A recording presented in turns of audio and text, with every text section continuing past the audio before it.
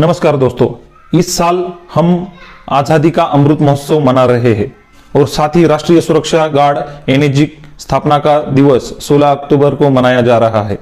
यह 38वां स्थापना दिवस होगा। भारत के सुरक्षा तंत्र में एनएसजी की अहम भूमिका है। इसे अत्यंत साहस और व्यावसायिकताओं के साथ जोड़ा गया है। जब भी देश की आंतरिक सुरक्षा या बाहरी सुरक्षा पर प्रश्न चिन्ह लगा है, तब सिर्फ एक ही नाम सबसे ज्यादा सामने आता है, नेशनल सिक्योरिटी गार्ड्स, और इन्हें एनएसजी ब्लैक कैट कमांडो के नाम से भी जाना जाता है। एनएसजी आतंकवाद विरोधी गतिविधियों से निपटने के लिए एक संघीय प्रासंगिक शक्ति है। एनएसजी एक ऐसी ताकत है जो विशिष्ट स्थिति से निपटने के लिए सुसज्जित और प्रशिक्षित है और इसलिए इसका उपयोग असाधारण परिस्थितियों में आतंकवाद के गंभीर कृत्यों को विफल करने के लिए किया जाता है। आइए आज के इस वीडियो में हम जानेंगे एनएसजी की क्या अहमियत है, वह क्या कारण है जिसकी वजह से इस नेशनल सिक्योरिटी गार्ड्स गठन की जरूरत पड़ी और हमारे देश के नेशनल सिक्योरिटी गार्ड्स ने अब तक किन ऑपरेशंस को अंजाम दिया है।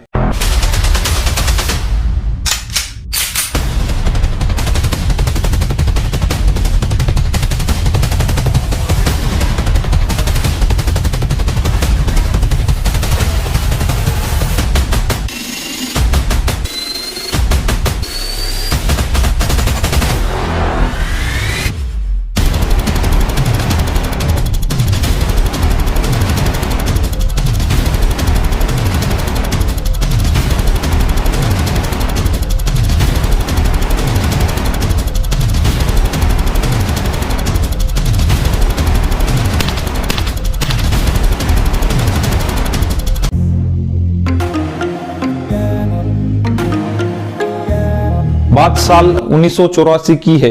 आतंकवाद के खात्मे के लिए चलाया गया ऑपरेशन ब्लू स्टार अब इतिहास के पन्नों में दर्ज हो चुका है। भूतपूर्व प्रधानमंत्री इंदिरा गांधी के आदेश पर यह सैन्य कार्रवाई की गई थी। इस सैन्य कार्रवाई ने देश की राजनीति को व्यापक स्तर पर बदल दिया था। इस वक्त पंजाब को भारत से अलग करके पृथक खलिस्तान राष्ट्र बनाने की मांग जोर पकड़ने लगी थी। इस वक्त पंजाब को भारत से अलग करके पृथक खलिस्तान राष्ट्र बनाने की मांग जोर पकड़ने लगी थी। वही कुछ अलगाववादी संगठन के सदस्य प्रदेश में आए दिन मारकाट पर उतारू थे। इन सेपरेटिस्ट का मुखिया जनरल सिंह भेंडारवाले था। उसके खिलाफ कार्रवाई के लिए सेना को सिख समुदाय के धर्मस्थल स्वर्ण मंदिर में दाखिल होना पड़ा और आखिरकार ऑपरेशन ब्लू स्टार कार्रवाई में भंडारवाले मारा गया। ऑपरेशन ब्लू स्टार के बारे में हम और किसी वीडियो में बातचीत करेंगे।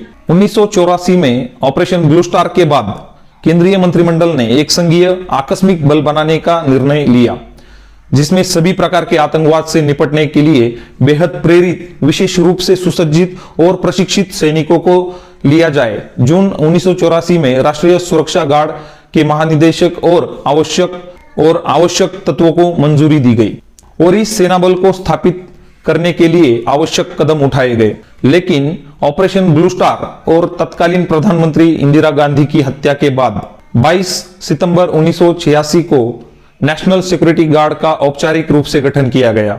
इसकी मूल अवधारणा 16 अक्टूबर को बनी थी, इसलिए उस दिन एनएसजी का स्थापना दिवस मनाते हैं। सर्वत्र सर्वोत्तम सुरक्षा, यह नेशनल सिक्योरिटी गार्ड का ध्येय वाक्य है।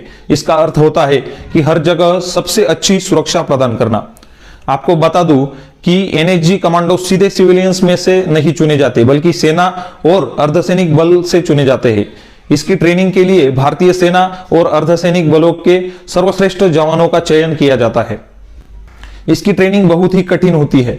बता दें कि एनएसजी में चुने जाने वाले कमांडो 53% कमांडो भारतीय सेना से आते हैं और शेष 45% कमांडो सीआरपीएफ, आईटीबीपी और बीएसएफ से चुने जाते हैं। इस ट्रेनिंग में करीब 80% सैनिक या तो फेल होते हैं या फिर ट्रेनिंग छोड़कर चले जाते हैं। मात्र 20% सैनिक ही आखिरी दौर में पहुंचते हैं। इन चुने गए जवानों को 90 दिन की कड़ी ट्रेनिंग को पूरा करना पड़ता है। इस ट्रेनिंग को पूरा करता है वह सैनिक देश का सबसे खतरनाक और ताकतवर कमांडो में शामिल होने योग्य बनता है। एनएसजी कमांडो का जॉब जितना टफ है, उतनी ही शानदार उनकी सैलरी है। इन्हें एक आईएएस एवं पीसीएस अधिकारी की रैंक की सैलरी मिलती है। प्रति माह 84,000 से लेकर 2.5 लाख रुपए तक की सैलरी मिलती है। हर एक कमांडो की सैलरी उनकी फील्ड नियुक्ति पर निर्भर करती है। एनएसजी के कमांडो हमेशा काली वर्दी में रहते हैं, इसलिए उन्हें ब्लैक कैट्स भी कहा जाता है। यह बेहद खास फोर्स है जिसका इस्तेमाल असाधारण परिस्थिति में किया जाता है। हालांकि गठन के कुछ वक्त बाद एनएसजी कमांडोज को चुनिंदा वीवीआईपी की सुरक्षा में लगा दिया गया था, लेकिन बाद में साल 2020 जनवरी में एनएसजी से यह जिम्मा वापस ले लिया गया। आइए जानते हैं एनएसजी के कुछ चुनिंदा ऑपरेशन के बारे में। एनएसजी की गठन के बाद उनका पहला ऑपरेशन स्वर्ण मंदिर में हुआ था। यहाँ पर आप यह समझेंगे कि एनएसजी का गठन ऑपरेशन ब्लू स्टार के बाद हुआ था, इसलिए उसे पंजाब में बड़े पैमाने पर इस्तेमाल किया गया था। 80 के दशक के आखिरी सालों और 90 दशक की शुरुआत में एनएसजी ने पंजाब में कई ऑपरेशन करे। Operation black thunder 1, operation black thunder 2 और ऑपरेशन ब्लैक हॉक इसमें प्रमुख है। ऑपरेशन अश्वमेध में एनएसजी ने दिखाया था दम। 1993 में इंडियन एयरलाइंस की एक फ्लाइट हाईजैक कर ली गई थी। अमृतसर एयरपोर्ट पर मौजूद विमान में 141 यात्री मौजूद थे। एनएसजी भेजी गई और ऑपरेशन अश्वमेध चलाया गया। अपहरणकर्ता मारे गए और एक को जिंदा पकड़ा गया था। विमान की किसी भी यात्री को एक खरोच तक भी नहीं आई थी। साल 2008 26/11 बंबई हमलों में एनएसजी की बहादुरी दुनिया ने देखी थी। एनएसजी का यह सबसे अहम और शायद सबसे चुनौतीपूर्ण मिशन था। 2008 की मुंबई हमले में हालात कंट्रोल से बाहर थे। आतंकियों ने कई प्रमुख इमारतों पर कब्जा कर लिया था और लगातार गोलियां बरसा रहे थे। एनएसजी को भेजा गया ऑपरेशन ब्लैक टॉर्नेडो और ऑपरेशन साइक्लोन लॉन्च कर दिया गया और आतंकियों का सफाया शुरू हुआ। इस दौरान 900 से ज्यादा कमरों की तलाशी ली गई। कुल 9 आतंकी मारे गए और 600 से ज्यादा लोगों को बचाने में एनएसजी कामयाब रही। यह मिशन एनएसजी के इतिहास में मील का पत्थर है, जब पूरी दुनिया ने इस एलिट फोर्स का दम देखा था। यह कुछ महत्वपूर्ण ऑपरेशन थे, लेकिन जब भी देश पर आंतरिक और बाहरी सुरक्षा का प्रश्न आया है, एनएसजी हर परिस्थिति में डटकर खड़ी होती है। आंतरिक सुरक्षा को स्थिर रखने में राष्ट्रीय सुरक्षा गार्ड एनएसजी की प्रमुख भूमिका है। आतंकवाद के विरोध में भारत की जीरो टॉलरेंस की नीति में एनएसजी का महत्वपूर्ण योगदान है। आज हम सब भारतीयों को हमारे देश की एनएसजी कमांडो पर गर्व महसूस होता है। आज एनएसजी है, इसलिए हम सब आंतरिक सुरक्षित है। आज की इस वीडियो में मैंने एनएसजी कमांडो के बारे में आपको पूरी जानकारी देने की कोशिश की।